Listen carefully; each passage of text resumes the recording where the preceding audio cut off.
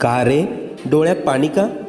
फक्त यासाठीच रडतोयस ना की तुला माझ्याकडे अक्कलकोटला येता येत नाहीये?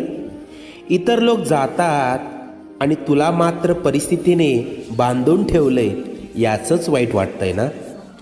तू अक्कलकोटला येऊन त्या गर्दीत मला शोधतोस, पण मी मात्र तुझ्या घराच्या देव्हाऱ्यात मांडी घालून बसलोय.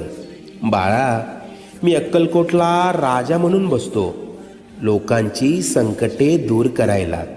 तुझ्या घरात तुझे आईबाप म्हणून वावरतोय, तुझ्या कुटुंबाला सांभाळायला.